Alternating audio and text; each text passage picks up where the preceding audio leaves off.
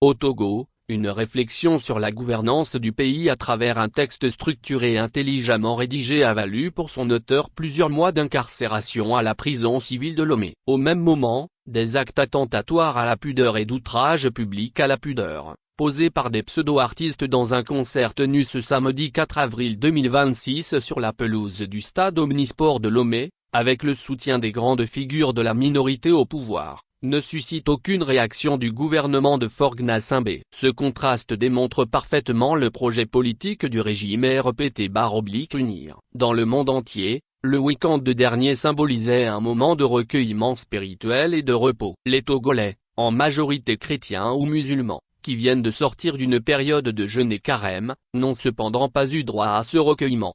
Pour cause, le concert annoncé en grande pompe depuis plusieurs semaines avec en tête d'affiche un artiste ivoirien accompagné d'autres jeunes Togolais, avéré en un spectacle de débauche et de délinquance à ciel ouvert. Avant la tenue de ce concert, de nombreux observateurs se sont interrogés sur les objectifs des organisateurs tant les moyens déployés contrastent avec la réalité quotidienne des Togolais qui tirent le diable par la queue.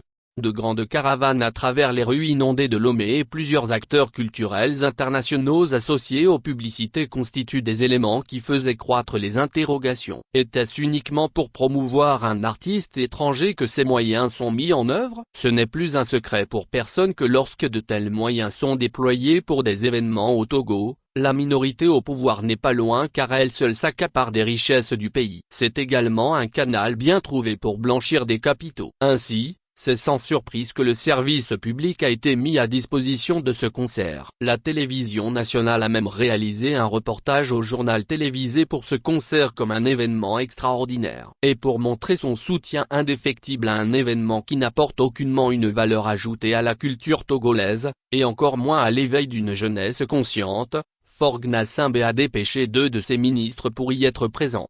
C'est sous les yeux du ministre de la Culture, Isaac Chiakop, et de son collègue de la Jeunesse et des Sports, que sur une scène publique, des jeunes filles dénudées se sont livrées à des attouchements et des positions heurtant la pudeur. C'est également en leur présence que des repris de justice et délinquants sont montés sur la scène pour, dit-on, prester des chansons. Les images et vidéos obscènes de ce concert sont actuellement virales sur les réseaux sociaux. Et cela amène à s'interroger sur la vision de Faure Gnassingbé pour la jeunesse togolaise puisque ces ministres par leur présence, constituent un soutien pour de tels actes de dépravation.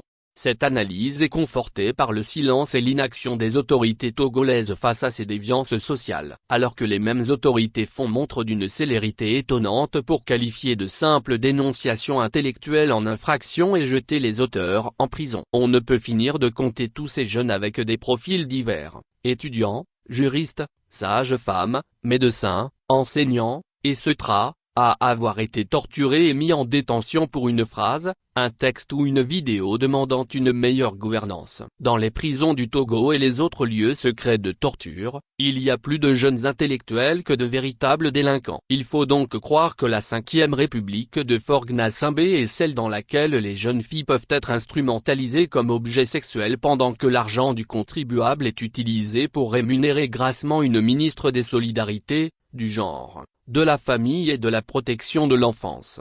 Pour le régime cinquantenaire RPT-UNIR qui a échoué à offrir à la jeunesse togolaise un horizon clair par le biais de collèges, lycées et universités techniques et modernes, il ne reste que la carte du divertissement malsain, le sexe, la drogue et l'alcool.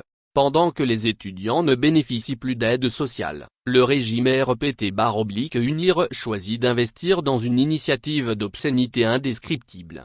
Pendant que les organisations officielles d'artistes du Togo réclament une réédition de comptes et dénoncent des détournements de milliards de francs CFA par leur ministère de tutelle, le gouvernement de Faure Gnassingbé préfère soutenir de jeunes délinquants déguisés en artistes.